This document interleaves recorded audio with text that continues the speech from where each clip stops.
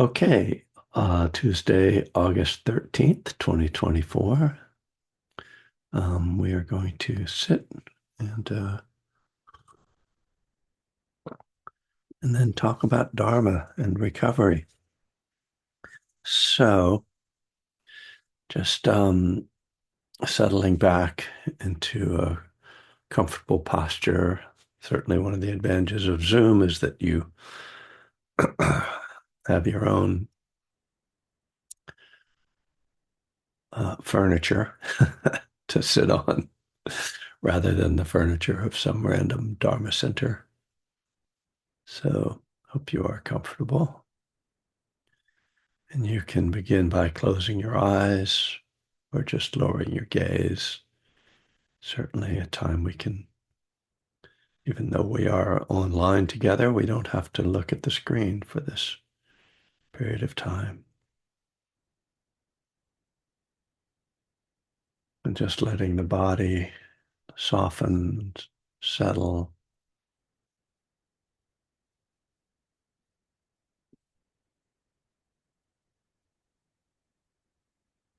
recognizing this moment as a time of stepping away from ordinary activity, ordinary engagement into just being here, being with yourself,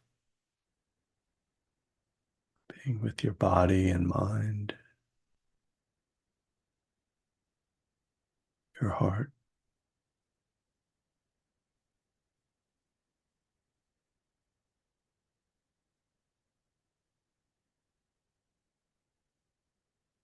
Now, this can be uh, challenging at times to try to slow down.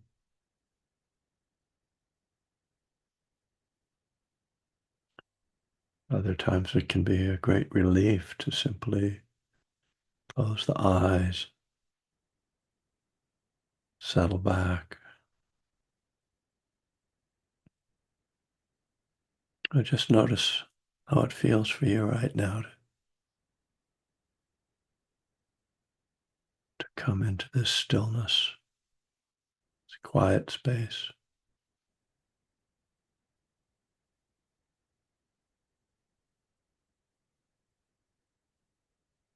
and feeling the body breathing in and breathing out.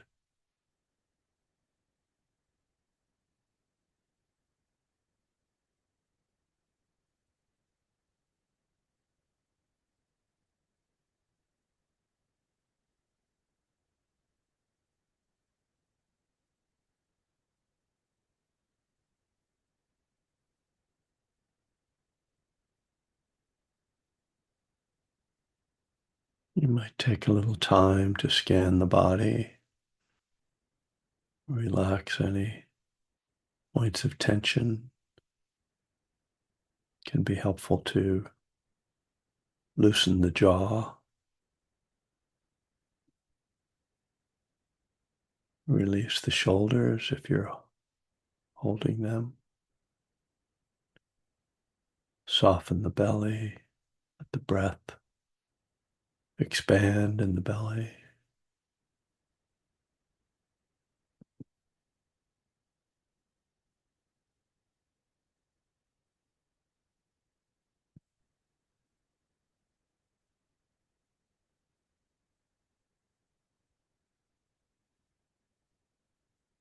At times I've used an image of being on a kind of slide, just sliding down into quiet and stillness. It feels like I'm releasing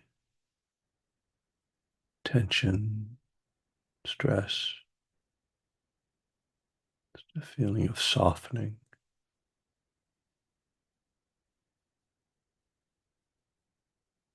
And then the attention gathering around the breath.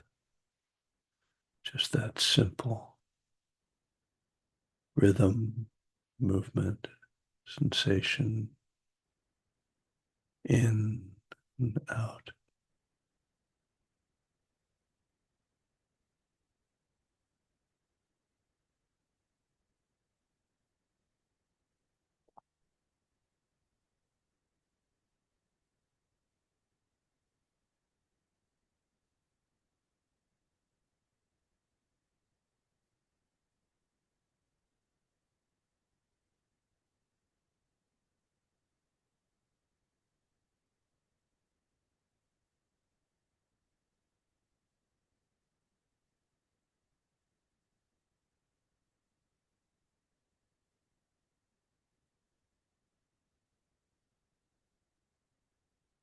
Natural for thoughts to take us away from the present moment, to intrude on this process of calming and focusing.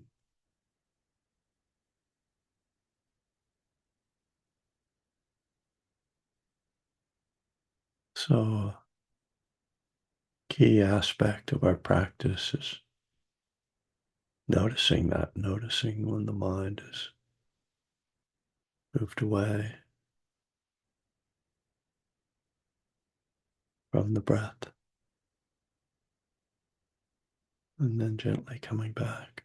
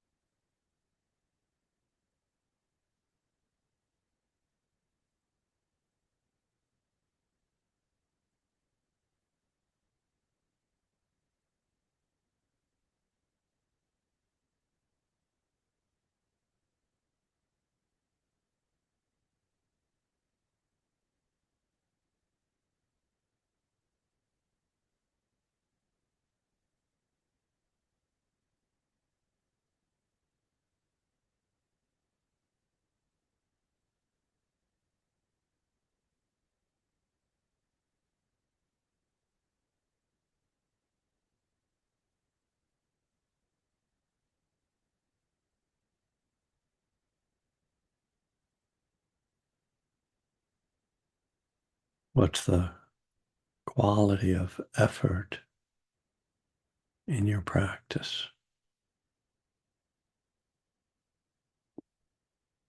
Are you trying to control your mind, striving?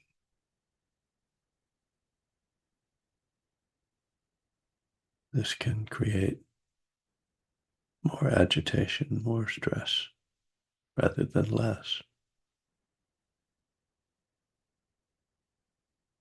On the other hand, if we just sit back and daydream, there's no cultivation of concentration or insight happening. It's just a kind of waking nap. So we have to learn to work with the middle way in effort, effort that's engaged without grasping,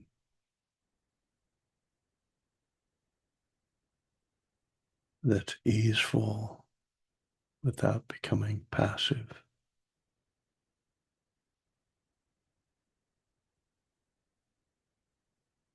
And so part of our practice is to simply track the quality of effort.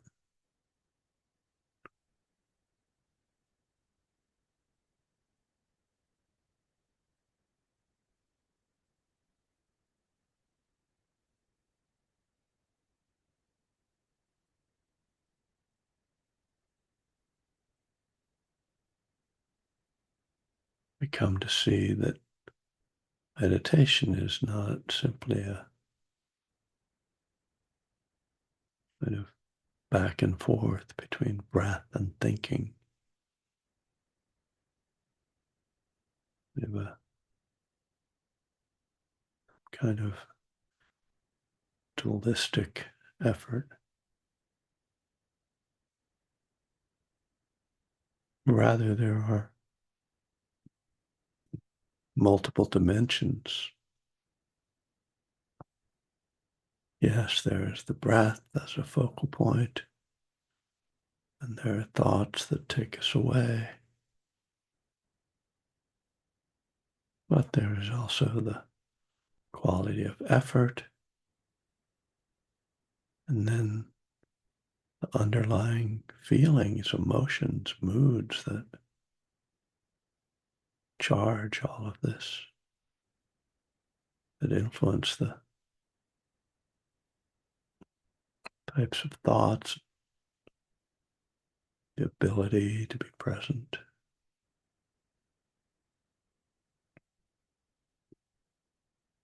There are the judgments and expectations,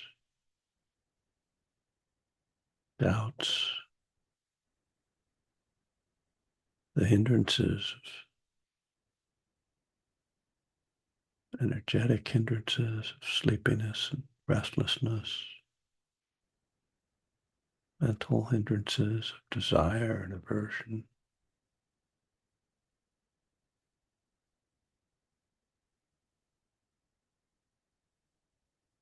We start with the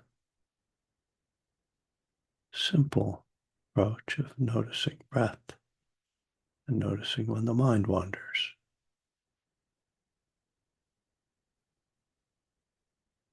And we gradually try to attune to these other dimensions.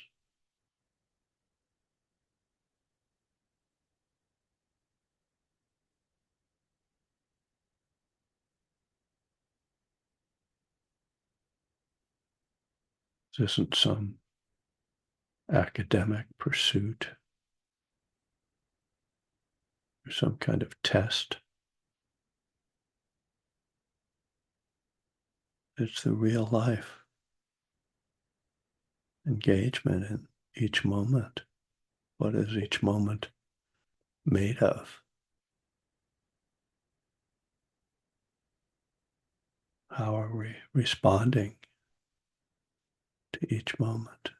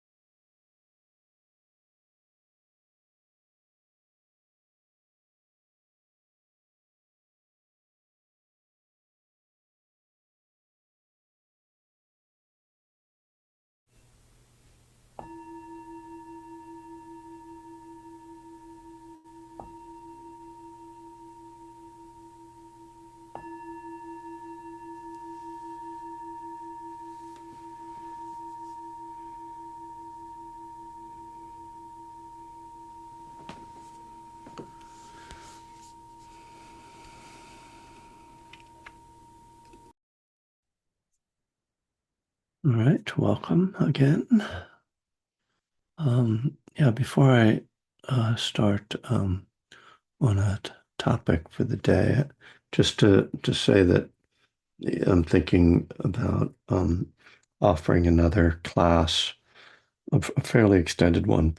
I'm thinking about doing something on it's called the Anapanasati Sutta, which is the sutta on mindfulness of breathing, and it has 16 steps. So I thought I might do 16 weeks. Um, but I have to figure out what's a good time of day and day of the week to do that. So if people have thoughts about that, I am open to hearing them. And I'll probably try to organize it in some way that involves like registering, and I don't want to charge a price for it, but on the other hand, I would like to be supported for it. So we'll figure out something that is equitable, I hope, where everybody can appear and everybody can come. And that'll be, so the point of the Anapanasati Sutta is to really take apart the different aspects of meditation and explore it on a very deep level from breath all the way through body and feelings and mind states and insights, and sort of see how the Buddha laid that all out. It's quite interesting. And I've mentioned that I've worked on a book on it. I have not published it. I don't know if I will, but it's sitting on my website in a not it's not highlighted there, but it's there, and where people will be able to look at it. Uh, so so today I was what a part of why I'm thinking about offering this class is because my own practice and sort of daily life and sanity depend upon my engagement with Dharma, and a lot of that is through teaching. And like the last month, I haven't been teaching much, and I've felt myself drifting. And because I'm having some surgery this fall, and I haven't scheduled much teaching, so like I really need to teach some more. But it also, just brought up the question to me of effort and how we engage our practice, which has a direct corollary with recovery, because the recovery process, maintaining sobriety, uh, and from whatever addiction, requires a certain effort and commitment, engagement, and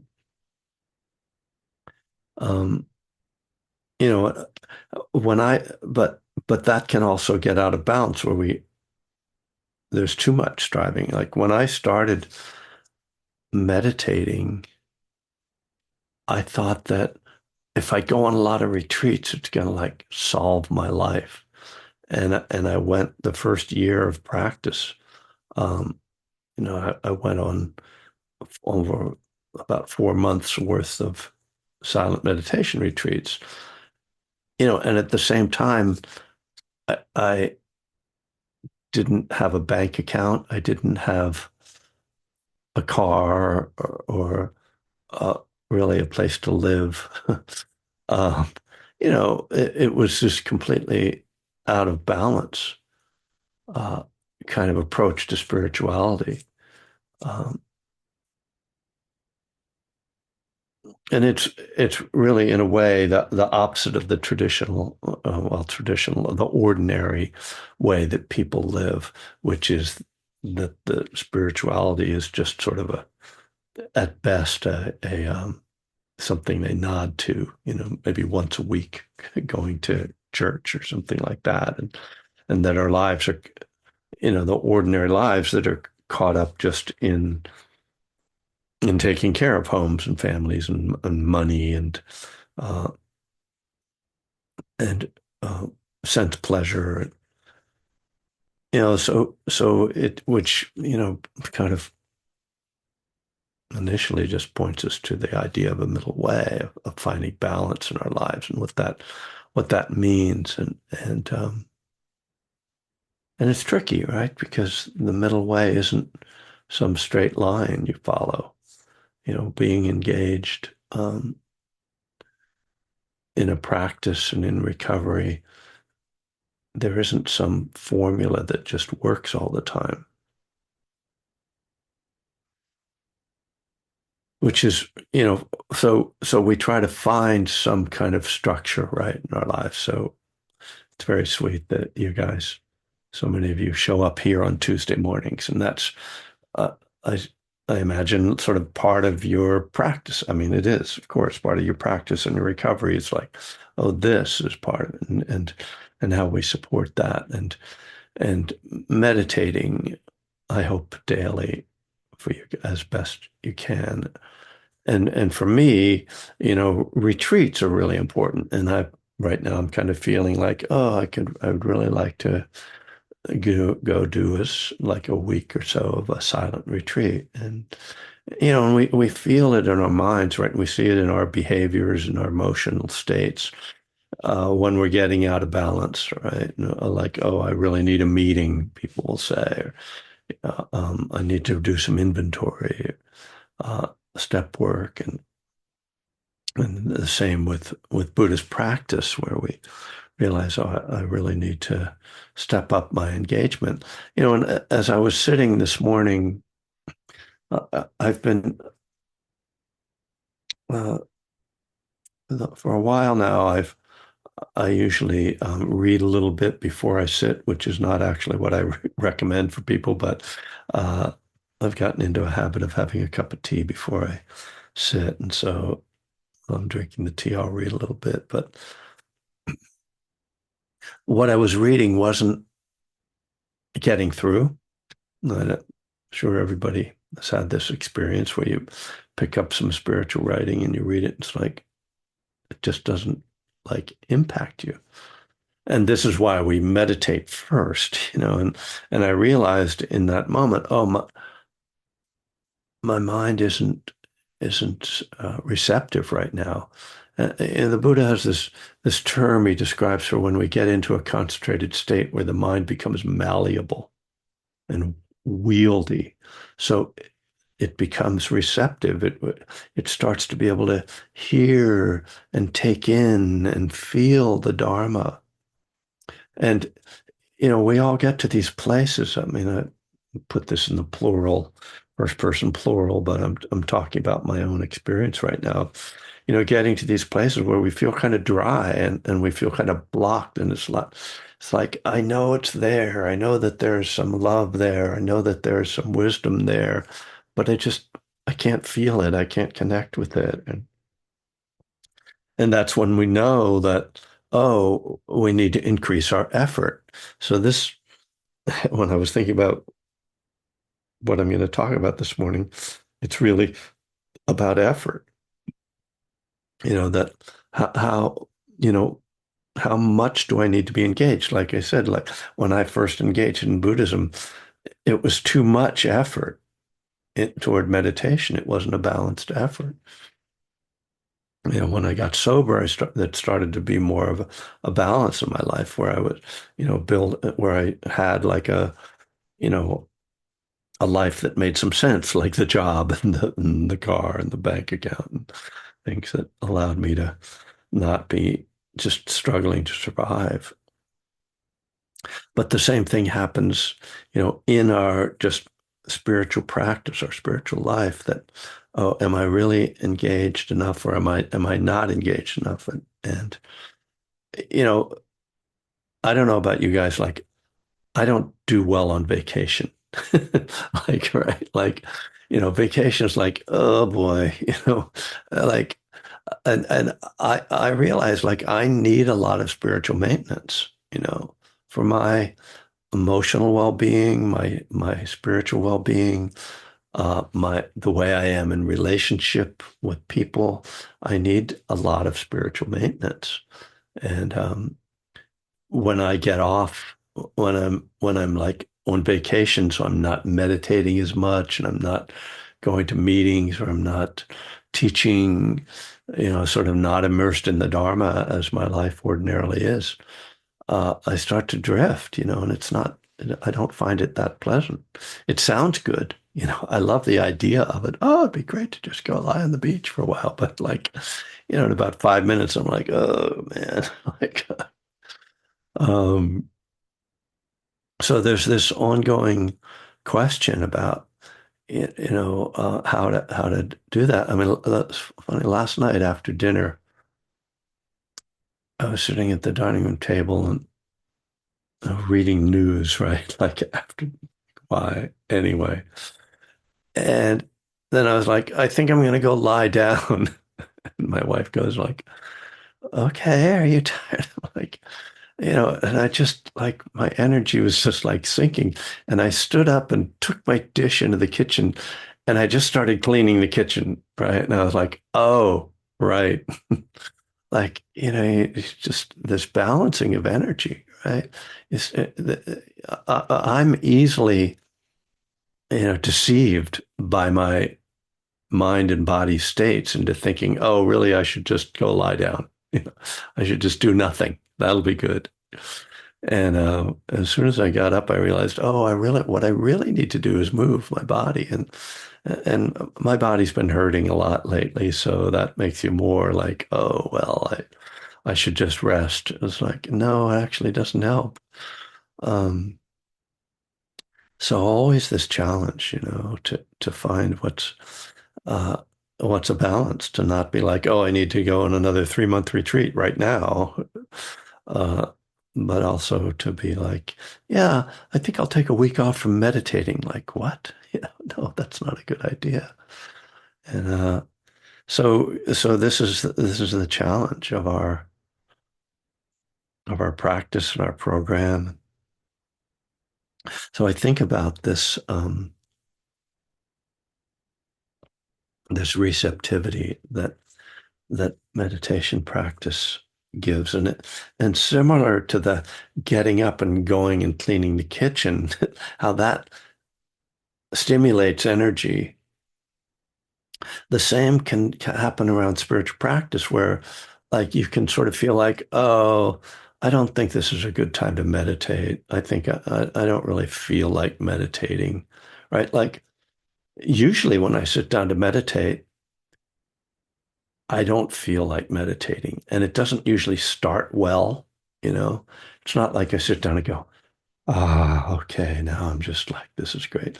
I sit down, and it's like, you know, my body is tense, my mind is like spinning and whatever. It's just, I'm in my ordinary state, which is like dukkha, right?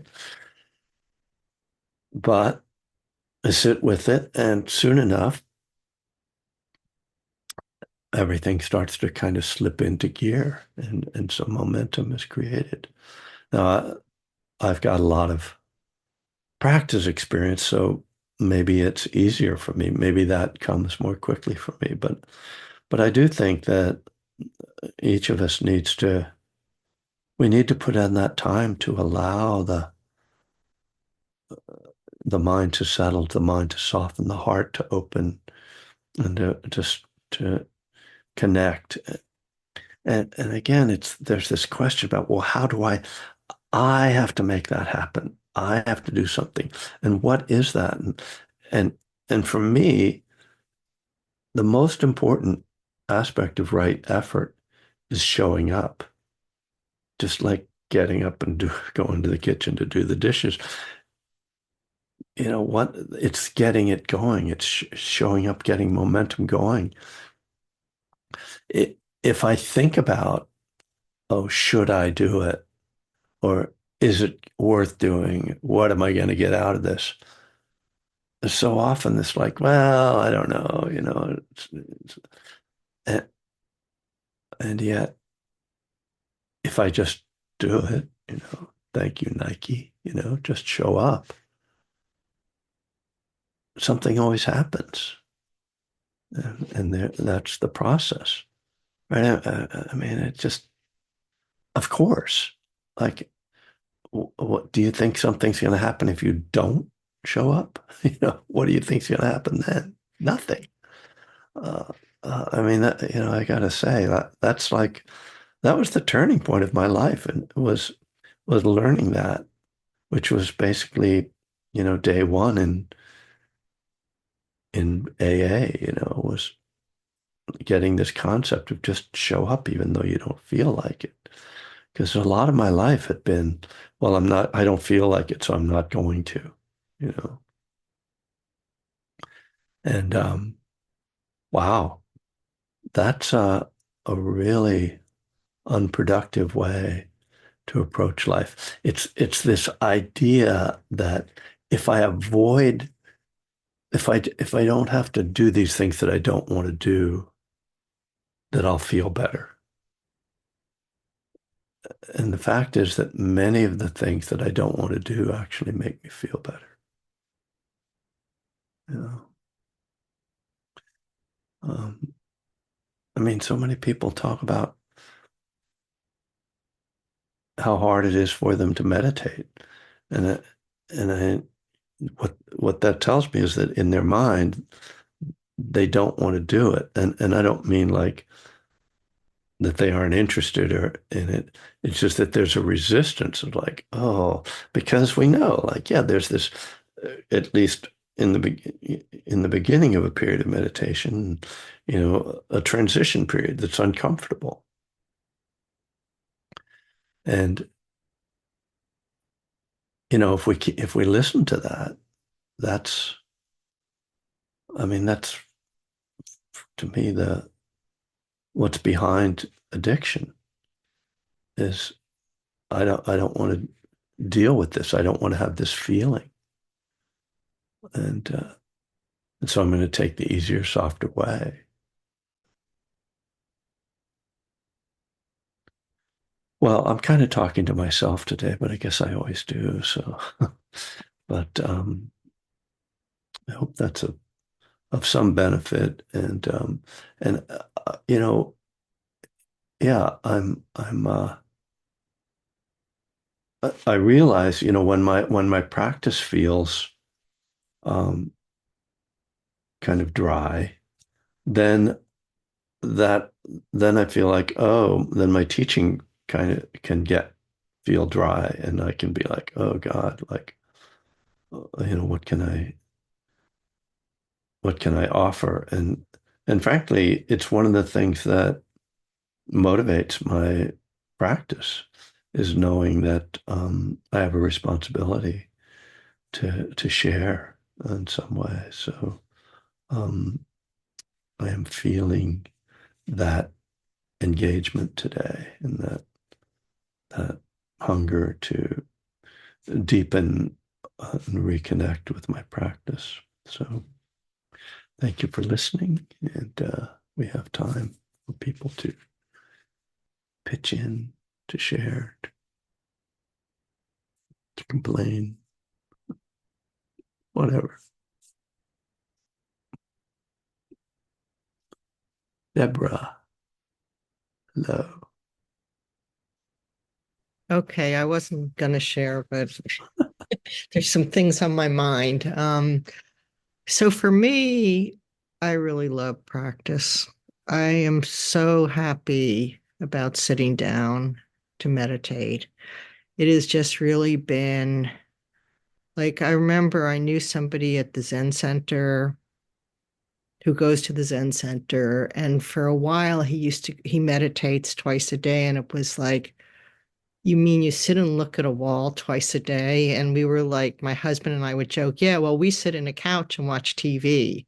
But I Mhm. took the eight-week course, John Kabat-Zinn's, and the first time I meditated, this was like, what a relief. This is great. Mhm. So I don't have, and I'm really engaged, and I have found a happy place.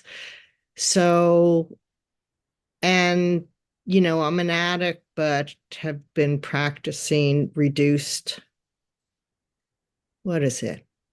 I don't Harm reduction. harm reduction. So, but despite my harm reduction, it still creates suffering, you know. So the problem I'm having with this is that, I'll go to a meeting and I feel like I'm being sucked in to something that, like, I not the meeting, but when I talk to people, oh, well, are you going to AA? And it's like really overwhelming to me. It's like, and there's psychological, emotional issues which I'm dealing with separately. And I don't expect you to resolve, but and I've asked you this, like, so what is enough for if you have a really strong Dharma practice? And you probably can't even answer this, so I don't know why I'm asking you. But I'm just sometimes I'm like, fine, it's like, okay, I can keep my Dharma, I can go to this, I can try this, I'm not going to get sucked in. And other times I'll be talking to somebody who will just say, well, you're going to end up at AA, you'll see.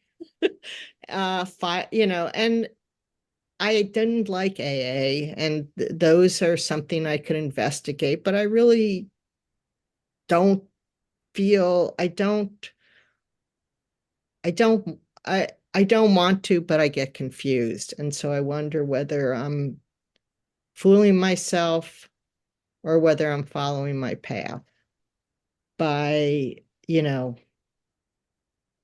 and I don't know, you don't know me well enough, so I don't know what Well, you say. yeah, I'm a little, I mean, I'm just not clear. Like, are you talking about when you say harm reduction, are you talking about like managing drinking? Or are you talking Yeah, about, I mean, like I'll okay. have like 2 or 3 glasses for every once, every month to sometimes I go 4 months, sometimes I go 8 months, and I'll do it consecutive days. Yeah, like two, sometimes three, and then I'll stop. So Well, I mean, I don't, I'm not, no, wait, let me uh, be clear. I'm not yeah, trying to do harm reduction anymore. I'm done with that. uh-huh, I'm done with the debate on whether I am or not. I want to be sober, like completely. uh-huh, uh, So good. that's not a debate. It's Okay, just how I accomplish this and being overwhelmed. Like the only way that right. you're just, and I get overwhelmed by and I think it's not that uncommon to get overwhelmed at the beginning of a new journey. I understand that, but somehow I don't know. I mean, I might come early on Tuesday and maybe I don't know if you want to, or I'll have more time to talk in person, but yeah. Oh, yeah, sure. We can do that. I I'm sorry you're having to deal with that. It's really hard. And I mean, first of all, I'll say, in my view, and this is, only, I don't think there is an answer to this question, but well, in any case, there's no cure, you know, like no magic to like any program, you know. They they all depend upon us as individuals making a commitment and being just really engaged and wanting to not not drink. And there's lots of people who go to AA for years and relapse for years, and there's other people who never go to AA and stop drinking. And so, uh, I mean, what what AA offers, I think, is a model of community, which is really important while you're here, I think, and a process that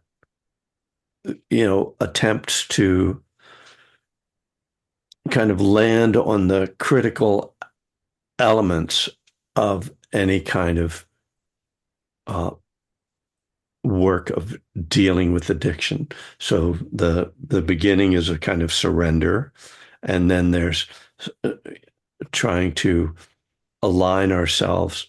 So that's, I would call that step one. And then I think step three is trying to align ourselves with a set of values that support us staying sober, and that encourage us to um, avoid being caught up in our own uh, our own confusion. Like, well, what should I do? It's like, oh, here's these principles. Like, and that's what the Dharma provides. That 12-step program suggests some principles as well. But values of honesty and compassion, loving kindness, forgiveness, um, wisdom, understanding cause and effect, understanding impermanence. All of that to me is like aligning with the Dharma, or aligning with principles that will keep me from falling into my self-centered and particularly triggered uh, behaviors. So I'm like talking about what I was feeling today. It's like I'm mildly triggered in a negative way, and my antidote to that is, oh, I need to sit more. I need to, engage in the Dharma more. And then so that's step three, and step 4 through 9 is this process of self-examination, which is, found in all spiritual traditions. And then the last three steps are really maintaining and staying on the path, staying with it, and staying engaged with all those principles and that guidance. So that's a simplification, but the idea for me is that I have something to work with. I'm not out there alone trying to solve my life. It's like, oh, there's the 12 steps, there's the 12-step literature, there's Buddhism, there's a community, that's with me on this. And so and there's this process I can work with, and we need that, because trying to do all this alone uh, without those elements is, very few people will succeed in that way. Now, it's also true that in the 12-step world in AA, there can be a lot of kind of fundamentalism about it. Like, you have to do this, and you'll drink if you don't find a higher power, or you'll drink if you don't write an inventory, you'll drink if you don't make amends, or whatever. And it's that's what happens when you have a bunch of people that that have a lot of different opinions, and you know showing up at AA for me, it's not about finding somebody to tell me what to do, or what I need to do. It's about engaging with this community and in this process. So, Okay. okay, thanks, Deborah. Leah, did you disappear?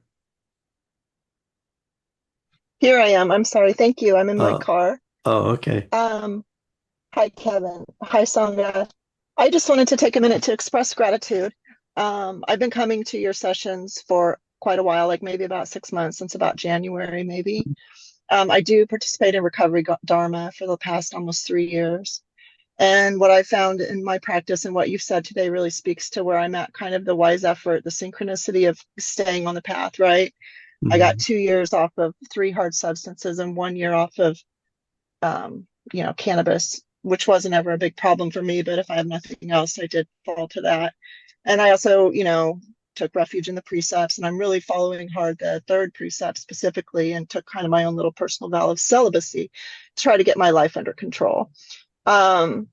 So everything's going really well, but similar to the last share, I have had this little bit of where I don't have my year counts for the alcohol, right? I still had this idea that I don't want to end up like Jelly Roll, where I'm like having a couple of drinks every couple of months. That's not where I'm trying to head, but I am still not 100%. So when I was talking to some friends, wise friends in Recovery Dharma, they did recommend me and lead me to you, because I think coming from the background of AA 2008, 2009, 10. I had 5 years of continuous sobriety, 2016 to 2021, kind of angrily abstinent, right? When I wasn't in AA, but I wasn't doing anything but just not drinking. Mm, So just all that for like a just very broad introduction, but just to say thank you when you do speak and when I do listen to you, I felt like, oh, I told this friend who does both programs around the holidays last year that I think I found my teacher. Like you are the like kind of bridge that I needed between the AA that I used to do that I don't really want to do locally in my small communities on the central coast of California. Like, you know, I just also I'm a busy mom of 3 teenagers, blah, blah, blah. I have my mm, whole life like you were describing. But I mhm, appreciate the concept of the wise effort, the transition times. I am interested in your 16-week course. I appreciate what you said about the pain. I have a lot of physical pain, right? From mm. whatever arthritis, bad knee, I needed knee surgery, the whole thing. Like I get what you say really resonates to me a lot, pretty much in every session I attend. So I just wanted to offer that as just sort of a thank you. And I look forward to your 16-week program. And I'm glad to be here. So thanks for listening. Thanks, Leah. That's great. Yeah, I'm thinking I want to recruit somebody or some people to kind of help me do this, but maybe I'll do like a little survey, one of those like Google things where you tell us what day and time would be good. Maybe I won't make it wide open. I'll offer a few different options and see if we can get a little vote on that, and then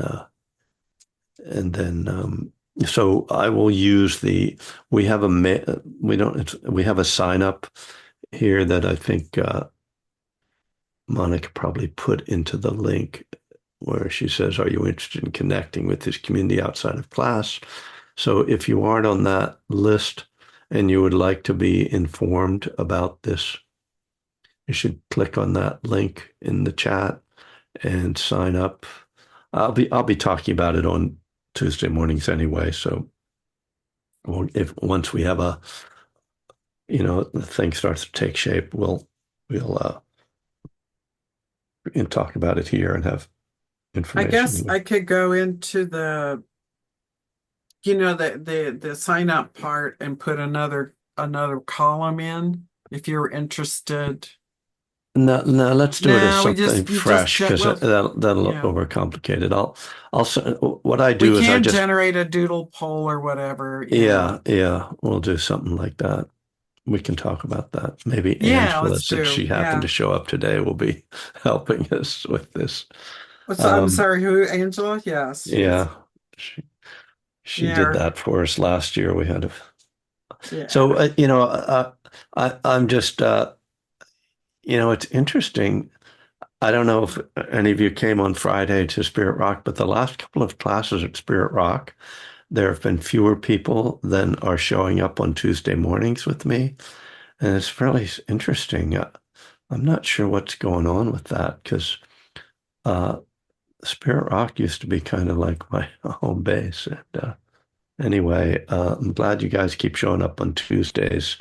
And yeah, you know, I think it'll be good to get another class going. I don't really have any teaching scheduled for this fall, and I kind of left it open, but uh, I don't want to fall off the map.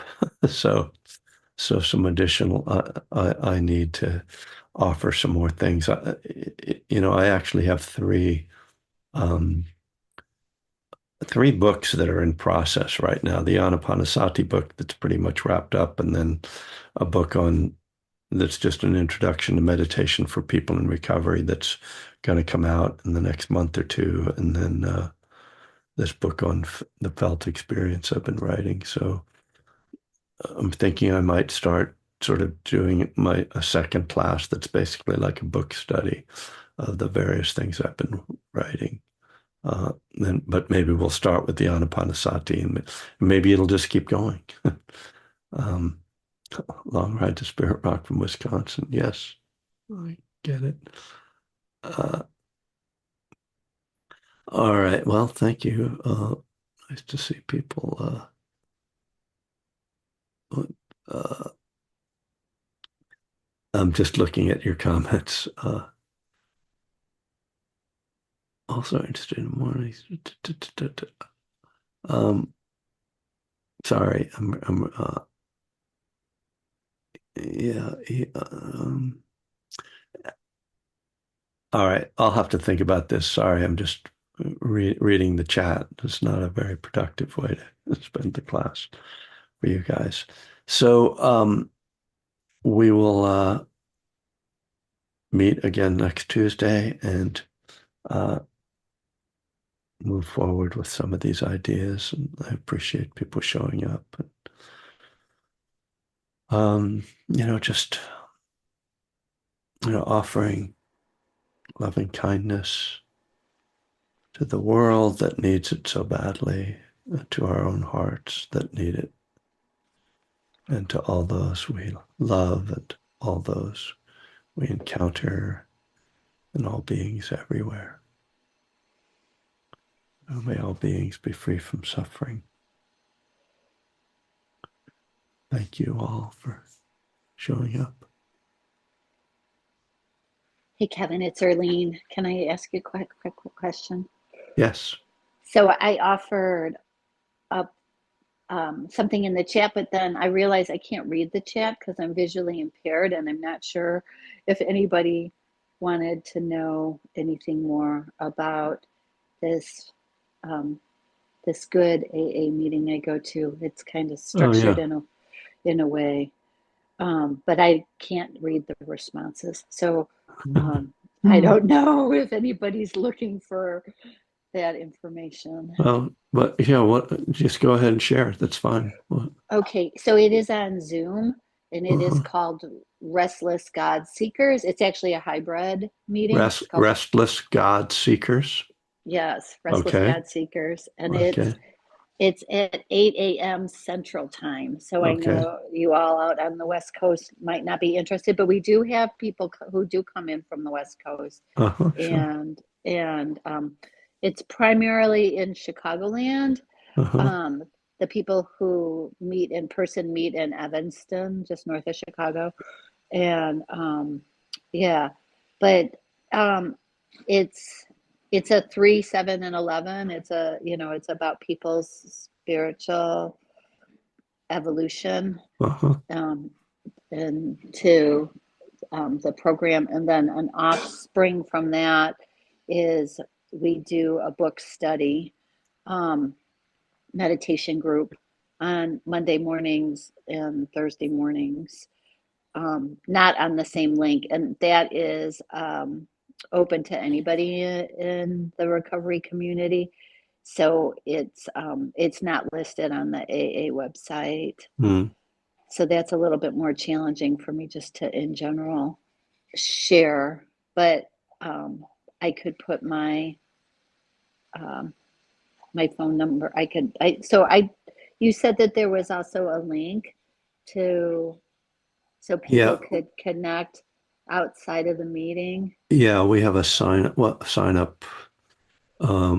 It's in the chat. If you can't, I'm not sure how to get it to you. If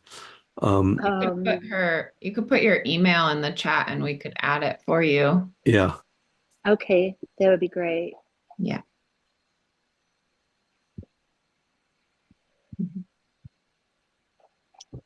It's interesting. Some people saying that Spirit Rock lists my class as being on site, and they drove out there. Wow. That's not good. Right. Yeah. They don't seem to be in the greatest shape these days.